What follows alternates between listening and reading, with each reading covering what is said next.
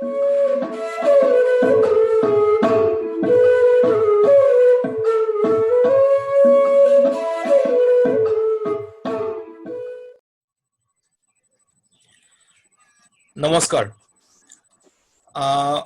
আজি আমি আমাৰ মাজলৈ এজন অতি বিশিষ্ট এজন এণ্টাৰপ্ৰেনিয়ৰ বুলি কওঁ আমি গোটেই অসম জুৰি তেখেতক নিমন্ত্ৰণ কৰি আনিছোঁ মই নিশ্চয় ৱেবিনাৰ যোগে। আৰু আমি আজি বিশেষকৈ কথা পাতিম। আমি কথাত গম পাই যাম তেওঁ যে অতি বেকগ্ৰাউণ্ডটো খুব চোকা ল'ৰা আছিলে, হাইলি ষ্ট্ৰং। দিল্লীৰ ষ্টিফেন্স পৰা তেওঁ অংকত মেথমেটিক্সত পাছ কৰিছিলে BSc, আৰু তাৰপিছত তেওঁ আহি ষ্টেট বেংকত 98 বেটছৰ প্ৰফেচনাৰ, আৰু 2013 চনত তেওঁ অতি বিশিষ্ট পদ আমি স্কেল 4 বুলি কওঁ, চিফ মেনেজাৰ SBI হৈ পেলাই তেওঁ তাৰ পৰা চাকৰি তেওঁ ৰিটায়াৰ কৰিলে, নিজেই ভলণ্টিয়াৰ ৰিটায়াৰ ল'লে। কি কাৰণে ল'লে? যে তেওঁ আহি পেলাই অসমত খেতি কৰিব, আৰু তেওঁ আহি অসমৰ যিটো বৈভৱ, এই বৈভৱক তেওঁ এক্সপ্ল'ৰ কৰিব। আৰু সেইমতে তেতিয়াৰ পৰা আজিলৈকে তেওঁ এটা ডাঙৰ পৰিক্ৰমা পাৰ কৰিছে। আৰু এই পৰিক্ৰমাটো ভাবিছোঁ, এই পৰিক্ৰমাটো আমি এতিয়া এই মুহূৰ্তত ক'ভিড হৈ থকা সময়ত বুলিয়েই নহয়, ক'ভিডৰ এই পৰিৱেশৰ মাজতো আৰু ক'ভিড নহওঁতেও আমাৰ যিবিলাক ডেকা ল'ৰা আছে, যিবিলাক ল'ৰাই কেৱল চাকৰিমুখী হৈ থাকে, চাকৰি নাপায়, বা পালেও সেই ধৰণৰে সিমান বেছি চাকৰি আমাৰ নাই। তথাপিতো আমাৰ স্থানীয় যিখিনি আমি সাধাৰণভাৱে গোটেই আমাৰ চৌপাশৰ যিমানবিলাক পৰিৱেশগত ঠাইখিনিৰ পৰা তাৰ পৰা যিমানখিনি এক্সপ্ল'ৰ কৰি আমি নিজকে আগবঢ়াই লৈ যোৱাৰ লগতে আমি গোটেই সমাজখনকো আগবঢ়াই নিব পাৰোঁ। সংস্থাপনৰ জৰিয়তে নিজে এটা ৰাস্তা, এটা নতুন বাট বুলিব পাৰোঁ। এনে এক নতুন বাট বোলাৰ এজন পায়োনিয়াৰ, এজন অতি অগ্ৰণী যুৱক বুলিয়ে ক'ব লাগিব, মনোজ কুমাৰ বসুমতাৰী আমাৰ মাজত আছে। মই মনোজক ৱেলকাম কৰিছোঁ আমাৰ মাজলৈ। নমস্কাৰ।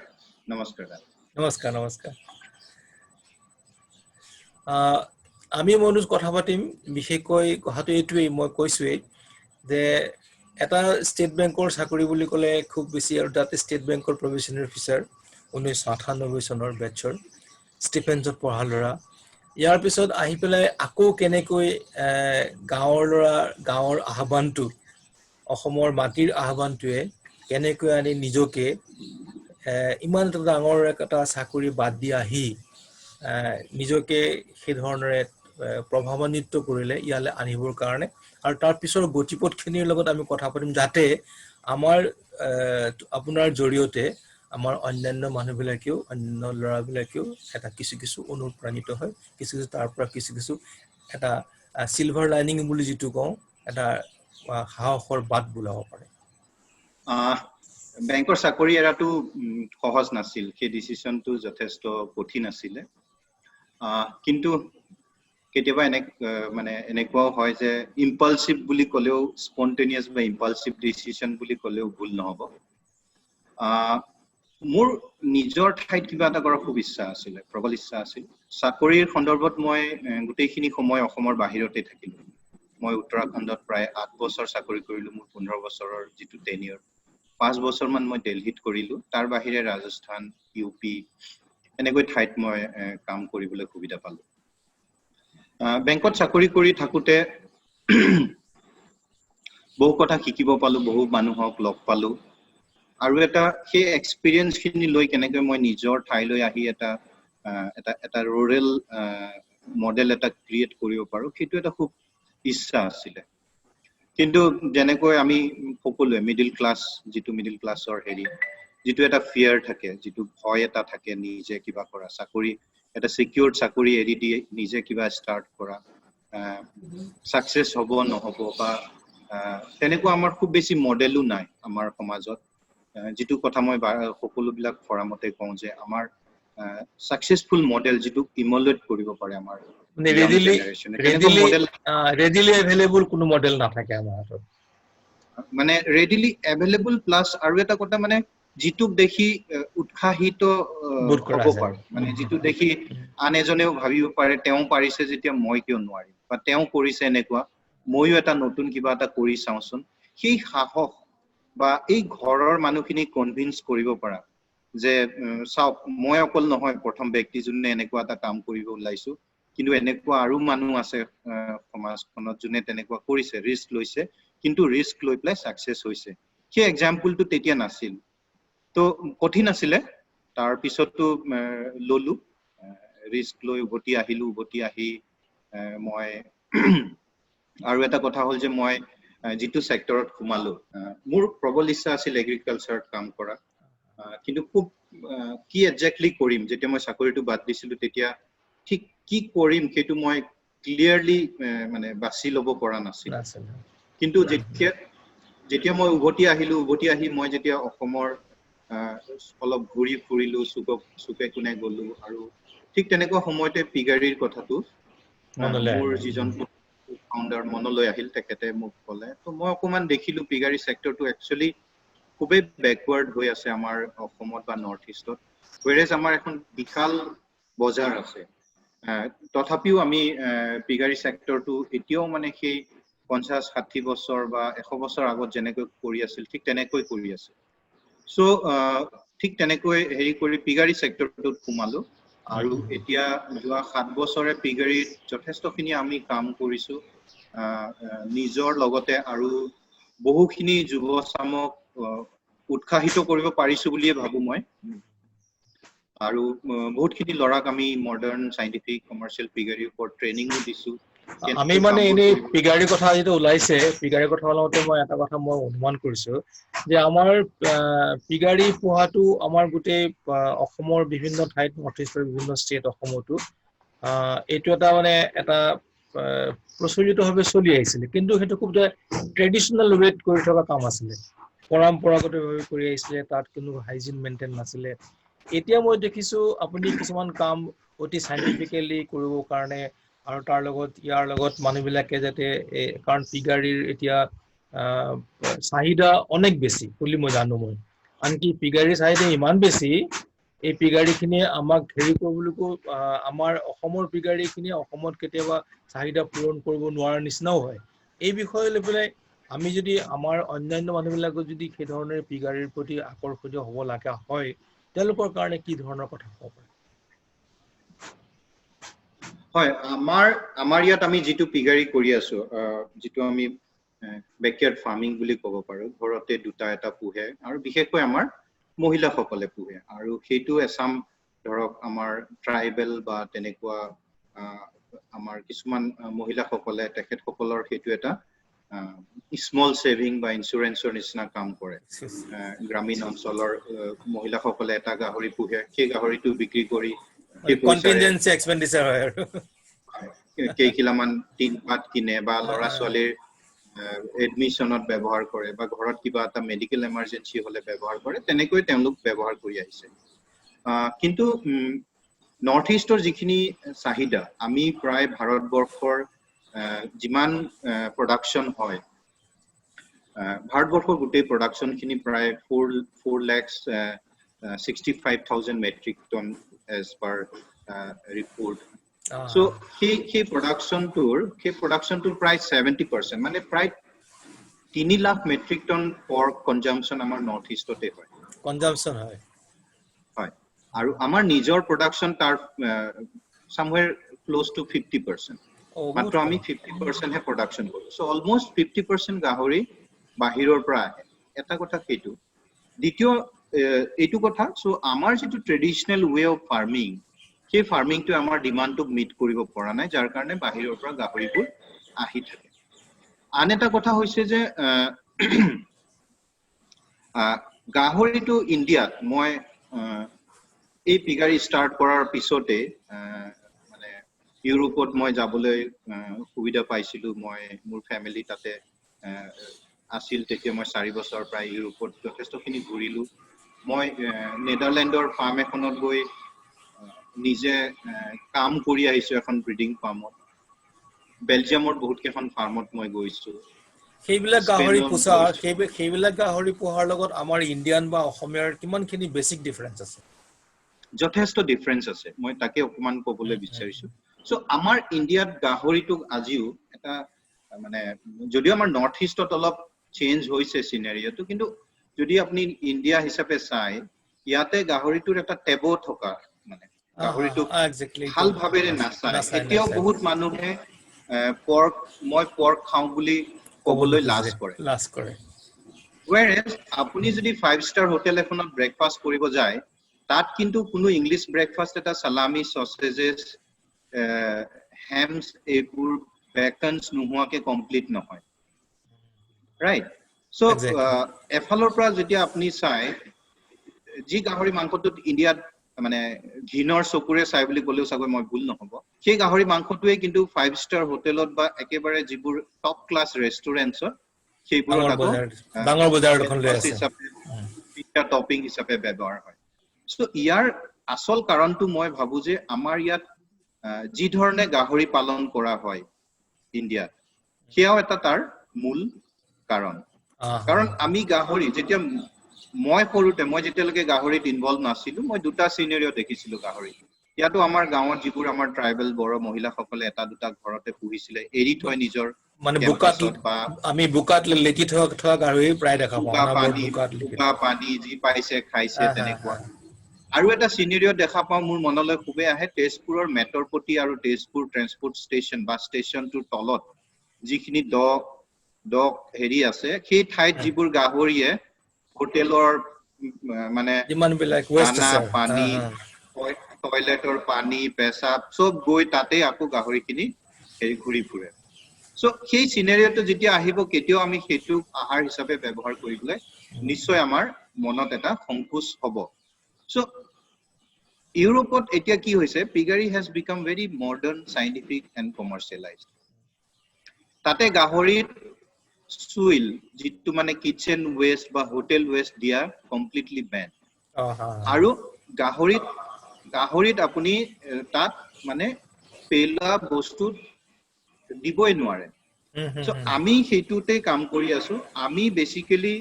আমি কি কৰিব ট্ৰাই কৰি আছো, আমি কৈছো নৰ্থ ইষ্টৰ মানুহে যেতিয়া ইমান গাহৰি খায়, চ' আমি যদি গাহৰিৰ মানে মিটটো সেফ আৰু হাইজিন লেভেলটো আগবঢ়াই লৈ যাব পাৰো, তেতিয়াহ'লে দুটা কথা হয় ইয়াত। এটা কথা হয় যে আমি এটলিষ্ট পিগাৰীত সেল্ফ সাফিচিয়েন্ট হ'বলৈ আগবাঢ়ি যাম, যাৰ পৰা আমাৰ নিজৰ ৰাজ্যখনৰ বা নিজৰ ৰিজনৰ যিটো এক্সচেকাৰটোৰ বহুত ছেভিং হ'ব, বহুতখিনি বাচিব। আনফালেদি আমাৰ যিটো মানুহে আমি অলমষ্ট 70% কনজিউম কৰো, সেই মাংসখিনি ভাল মাংস খাব, চ' হেল্ডি হৈ থাকিব মানুহবোৰ। চ' আমি সেই ডিৰেকশ্যনতে কাম কৰি আছো। আৰু এটা কথা ইয়াতে মই ক'বলৈ বিচাৰো, ধৰক এতিয়া বাহিৰৰ পৰা UP, বিহাৰ, বেংগল, হাৰিয়ানা, পাঞ্জাৱ, সকলো ঠাইৰ পৰা, ইভেন সাউথ ইণ্ডিয়াৰ পৰা আমাৰ ইয়ালৈ গাহৰি আহে, ট্ৰাক লোড গাহৰি আহে বা ট্ৰেইন আহে। কিছুমান ভাল ফাৰ্মৰ পৰা আহে, আৰু কিছুমান গাহৰি কিন্তু সেই মেটৰপটিৰ যিটো মই চিনেৰিঅ কৈছিলো, তেনেকুৱা স্কেভেঞ্জিং গাহৰিও আমাৰ তালৈ পঠাই থাকে। আৰু আমাৰ ইয়াত ইমান ডিমাণ্ড, সেই ডিষ্টিংচনটো নায়েই এতিয়া, মানে ভাল কোৱালিটি মিট। আৰু তেনে কোনো অথৰিটিও নাই য'ত চিলেক্ট কৰিব পাৰে এইটো এনেকুৱা ধৰণৰ তেনে কোনো ৰেগুলেশ্যনছো নাই, ৰেগুলেশ্যনছ নাই। তেনে কোনো হেৰি নাই। যাৰ কাৰণে কি হৈছে যে মই ভাবো যে আমাৰ মানুহে, আমাৰ কনজিউমাৰ্ছ বোৰে যি কোৱালিটিৰ মাংস খাব পাব লাগে, সেই কোৱালিটিৰ মাংসটো খাব পোৱা নাই। আৰু মই কাৰণ এই বজাৰখন যথেষ্ট ডাঙৰ কাৰণে মই ভাবো যে ইয়াত যথেষ্টখিনি স্কোপ আছে আমাৰ য়ং জেনেৰেশ্যন, বিশেষকৈ ইউথ বিলাকে ইনভলভ হৈ এই চেক্টৰটো আগবঢ়াই নিব পাৰিব বুলি মোৰ। মই অৱশ্যে এই ক্ষেত্ৰত দেখিছো, মই আপোনাৰ মই অৱশ্যে ইউটিউবতে দেখা গাহৰিবিলাক দেখিছো, কেনেকে কিমান চাইণ্টিফিকেলি গাহৰিবিলাকক ৰখা হৈছে, কিমান পৰিষ্কাৰভাৱে। আৰু শেহতীয়াভাৱে আমাৰ আন কিছুমান ল'ৰা আছে, এজন কবি আছে সিদ্ধাৰ্থ শংকৰ কলিতা বুলি, চতিয়াৰ পিনে, আৰু মাজতে সেই কিছুমান তেওঁৰ সেই একেধৰণেৰে গাহৰি কিছুমান জগিছে, আৰু জগাত সৰু সৰু পোৱালী বিলাকৰ মিউজিকটো ফেচবুকত আপলোড কৰিছে। মানে এতিয়া সেই গাহৰিৰ টেবুটো লাহে লাহে কমি আহিছে মানুহৰ, আৰু টেবুটো কমি অহাৰ লগতে গাহৰিৰ যিটো পৰিষ্কাৰ পৰিচ্ছন্ন যিটো পৰিৱেশ, আৰু এই পৰিষ্কাৰ পৰিচ্ছন্ন পৰিৱেশটো এতিয়া গঢ়ি তোলাত যিখিনি সহায়ক হ'ব লাগে সেইখিনি নিশ্চয় ইতিমধ্যে আগবাঢ়ি গৈছে আৰু এই মানুহখিনিক যিখিনি কথা মাত্ৰ কোৱা হ'ল যে নতুন প্ৰজন্মক আমি কি ধৰণৰ আকৰ্ষিত কৰিব পাৰিম এইবিলাক কামৰ কাৰণে সাইন্টিফিক্যালি আৰু খুব হাইজিন অল মেইনটেইন কৰি আৰু যিবিলাক যেহেতু এতিয়া 50% কনজিউমাৰে ইয়াত নহয় গাহৰিটো মানুহে খাবই কিছুমান মানুহে নাখায় বেলেগ কথা কিন্তু সেই বজাৰখন ল'বৰ কাৰণে এতিয়া আহিলে এই বজাৰখন ল'বৰ কাৰণে আমি সাধাৰণতে নিজৰ পিনৰ পৰাতকে আমি বেংক এতিয়া বেংকৰ কথাটো যেহেতু আহিব আৰু বেংকৰ কথা এইখিনি সময়ত মই অকল গাহৰি চেন্ট্ৰিকে নহয় এটা মোক কথা ক'ব লাগে বসুমতৰী যে আপুনি ইয়াৰ পিছত আহি পেলাই বেংকৰ লগত যোগাযোগ কৰোঁতে বেংকৰ পৰা সহায় লওঁতে বিভিন্ন ধৰণৰ ঘাট প্ৰতিঘাত পাইছে আৰু বিভিন্ন ধৰণৰ ঘাট প্ৰতিঘাত আপুনি সেইমতে ঠিক ঠাক কৰি লৈ পেলাই আজি এইটো পৰ্যায় পাইছে এতিয়া আমাৰ এজন নতুনকৈ অহা ল'ৰাই কিখিনি মানসিকভাৱে তেওঁ ৰেডি হ'ব লাগিব যিকোনো এটা এণ্টাৰপ্ৰেনিয়াৰ নট টু স্পীক অফ গাহৰি ছাগলী হওক গাহৰি হওক ডেইৰী হওক যিকোনো কাম নহওক বা এনি এগ্ৰি মই বিশেষকৈ জোৰ দিছোঁ এগ্ৰি ইনচেন্টিভ কথাখিনিৰ কাৰণে কৃষি খণ্ডত আমাৰ যিখিনি তাত যিখিনি আমি কৰিব পৰা যায় এতিয়া সেইখিনিৰ লগতে আহি গ'ল আমাৰ যিহেতু কৃষি ভূমি খেতি কৰা ভূমি যিহেতু খুব লাহে লাহে কমি আহিছে ফেমিলি ডাঙৰ হৈছে আগৰ 10 বিঘা মাটি 3টা ভাগৰ মাজত ভাগ হৈছে এতিয়া কম মাটিত বেছি খেতি কৰা আৰু কম মাটিত ট্ৰেডিশনেল খেতি বাদ দি পেলাই আন খেতিৰে সেই খেতিবিলাকৰ উৎপাদনেৰে নিজে আগবাঢ়ি যোৱা এইখিনি কাৰণে আমি কি ধৰণৰ আগবাঢ়ি যাম কথাখিনি অৱশ্যে দীঘলীয়া হ'ল প্ৰথমতে আমি বেংকৰ লগত আমি বা মানসিকভাৱে কি ধৰণৰ প্ৰস্তুতি কৰিম সেইটো পৰা আৰম্ভ কৰোঁ ডেফিনেটলি যিকোনো সমাজ এখন যিকোনো সোসাইটি এটা যদি আমি সেই এন্টাৰপ্ৰেনিউৰিয়েল স্পিৰিটটো কাল্টিভেট কৰিব বিচাৰো বা এনকাৰেজ কৰিব বিচাৰো কেপিটেলটো ডেফিনেটলি এটা মানে লাগিবই সেয়াও এটা ৰিসোৰ্স যিটো মানে যিকোনো এটা ইন্ডাষ্ট্ৰি বা যিকোনো এটা ষ্টাৰ্টআপ গঢ়ি তুলিবৰ কাৰণে যথেষ্টখিনি দৰকাৰ মই যেতিয়া উভতি আহিছিলো মই এইটো মানে হেৰি কৰিয়ে কওঁ যথেষ্টখিনি দিগদাৰ আমিও পাইছিলো যদিও মই নিজে বেংকাৰ আছিলো 15 বছৰ তাৰ পিছত যেতিয়া মই নিজে এপ্ৰোচ কৰিছিলো ডিফাৰেন্ট বেংক বা ফাইনান্সিয়েল ইনষ্টিটিউচনত যে মোক 10 লাখ টকা এটা ওয়াৰ্কিং ক্যাপিটেল লাগে পিগাৰী ফাৰ্ম এখন খুলিছো নিজৰ যেতিয়া সেভিংস আৰু যিকন পিএফ আদিৰ পৰা পইচা পাইছিলো কেবোৰ প্ৰায় গাহৰি খুৱাই কৰি পেলা হোৱাৰ অৱস্থা হৈছিলগৈ তেতিয়া কিন্তু খুব এটা ভাল সহাৰি পোৱা নাছিলো বেছিভাগ বেংক বা বেছিভাগ ফাইনান্সিয়েল ইনষ্টিটিউটে কৈছিলে যে আমি আৰু কমাৰ্শিয়াল পিগাৰী বুজি নাপাওঁ সেইটো এটা সিচুৱেশন আছিলে সেইটো 2015 ৰ কথা 15-16 তাৰ পিছত যেনিবা মই লাকিলি মই এটা ইনফ্যাক্ট সগৈ এগ্ৰি বিজনেছত আমি প্ৰথম হম যে আমি প্ৰথম এটা ডাইৰেক্ট ফৰেন ডাইৰেক্ট ইনভেষ্টমেন্ট আনিবলৈ সক্ষম হৈছিলো সো আমি তেনেকে প্ৰথম ফান্ডিং পাইছিলো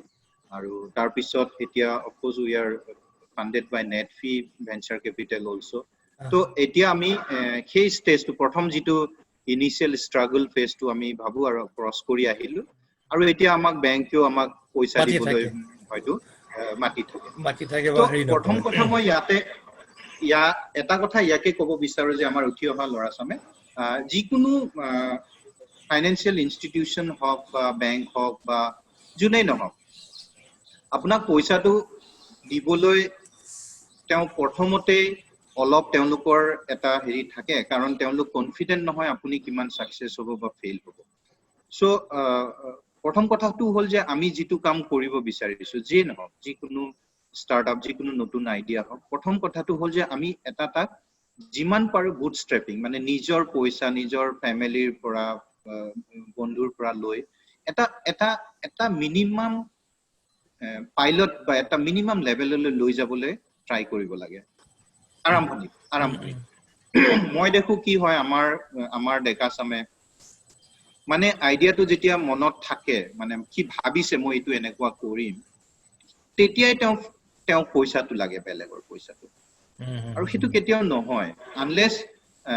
আনলেস হয়তো তেনেকুৱা এটা বহুত হেৰি হ'ব আজি কোভিড-19 ৰ কোনোবাই যদি কয় মই ভ্যাকচিনটো অলমোস্ট বনাব পৰা অৱস্থাত হৈছো কোনোবা হয়তো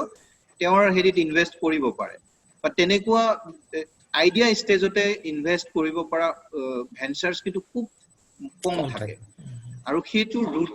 ৰুটটো বেলেগ হয় সাম এমাউন্ট অফ ৰোলটো ৰিস্ক ল'ব লাগিব, ৰিস্ক থাকিব কিছু ৰিস্ক ল'ব পৰা ট্ৰেডিশনেল থাকিব। মেথড অফ ফাইনেন্সৰ ওপৰত ট্ৰেডিশনেল মেথড অফ ফাইনেন্স যদি আমি ল'ব বিচাৰো তেতিয়াহ'লে তাত কিন্তু এটা টেনজিবল দেখাব পৰা এটা মডেল বিচাৰে তেখেতসকলে, আৰু সেই মডেলটো কিন্তু গঢ়ি তুলিব লাগিব। আৰু এটা কথা মই দেখিছো যে আমাৰ মানুহ আমাৰ হেৰি মোৰ নিজৰো, মই বেলেগক কি কম, মই নিজেও তেনেকুৱা আজিও মই বেংকত যাবলৈ বৰ টান পাওঁ। মানে সেই ৰিলেশনশ্বিপটো চাওক, banking is a relationship which needs to be built over a period of time, and আমি বেংকাৰ হিচাপে কৈছিলো বেংক runs on trust। আমি নিজে এজ এ বেংকাৰ বহুত ৰিস্ক লওঁ যাক আমি ট্ৰাষ্ট কৰো, আৰু যাক হেৰি নকৰো আমি ৰুলটোৰ পৰা এক ইঞ্চিও ইফাল সিফাল আমি হ'বলৈ নিবিচাৰো। সো আই থিংক সেই ৰিলেশনশ্বিপ বিল্ডিংটোত আমাৰ উঠি অহা ডেকা চামে শিকাৰ খুবেই প্ৰয়োজন। মানে তেওঁলোকে বেংকত গৈ চিনা পৰিচয় হয় বেংক মেনেজাৰ বা ফিল্ড অফিচাৰৰ লগত, তেওঁলোকৰ লগত কথা পাতি তেওঁলোকক নিজৰ বিষয়ে কি কৰি আছে কি নাই। আৰু এটা তাতকৈ ইম্পৰ্টেন্ট কথা, এটা প্ৰজেক্ট ৰিপৰ্ট লাগিব। আপুনি কিবা এটা যদি আজি কিবা এটা প্ৰজেক্ট আপুনি বেংকৰ পৰা লোন ল'ব বিচাৰে, এটা প্ৰপাৰ প্ৰজেক্ট ৰিপৰ্ট আপুনি বনোৱাব লাগিব। সো আমাৰ কিছুমান মই দেখো যে আমাৰ বেছিভাগ যুৱচামৰ সেই এক্সপিৰিয়েন্সটো কম, আৰু সেইকাৰণে মই ভাবো আমাৰ মিডিল ক্লাছ যিবোৰ পেৰেণ্টছ, কাৰণ আমাৰ পেৰেণ্টছ বিলাকে চব চাকৰিমুখীহে কৰিব বিচাৰে নিজৰ কমফৰ্ট লেভেল এটা লাগে। তেওঁলোকে কিন্তু সৰুৰে পৰা তেওঁলোকে সৰুৰে পৰা নিজৰ ল'ৰা ছোৱালী কিন্তু বেংকলৈ নিব লাগে মই ভাবো। এতিয়া নহয়, এতিয়া কোভিডৰ টাইমত নহয়, কিন্তু বেলেগ সময়ত তেওঁলোকে যেতিয়া নিজৰ বেংকত ট্ৰানজেকচনটো কৰিব যায় তেতিয়া কিন্তু নিজৰ ল'ৰা ছোৱালী কেইটাকো বেংকলৈ লৈ যোৱাটো খুবেই প্ৰয়োজন। তেওঁলোকে সাইকোলজিক্যালি যে এই কমফৰ্ট, সেই এনভাইৰনমেন্টটো কমফৰ্টেবল ফিল কৰিব পৰাটো কিন্তু খুব প্ৰয়োজন। আমাৰ ল'ৰা ছোৱালী মই দেখি। ধন্যবাদ মনোজ। ইমান পৰে আমি মনোজ বসুমতাৰীৰ তেওঁৰ উদ্যম, সিদ্ধান্ত, সংকল্প আৰু মুখামুখি এইবোৰৰ বিষয়ে আমি আলোচনা কৰিলোঁ। কেনেকৈ এটা সিদ্ধান্ত লৈছিল আৰু সেই সিদ্ধান্তটোৰ কি ধৰণৰ তেওঁ মুখামুখি হ'ল আৰু কি ধৰণেৰে ইয়াৰ পিছৰখিনি তেওঁ এটা যাত্ৰা আৰম্ভ কৰিলে। আমি আমাৰ শিৱানন্দ কাকতিৰ কথাৰ পৰৱৰ্তী অংশত আমি মনোজ কুমাৰ বসুমতাৰীৰ তেওঁৰ এই সিদ্ধান্তৰ যিটো যাত্ৰা, অবিৰত যাত্ৰা, এই যাত্ৰাৰ বিষয়ে আমি কথা পাতিম পিছৰ খণ্ডত। নমস্কাৰ মনোজ, ধন্যবাদ।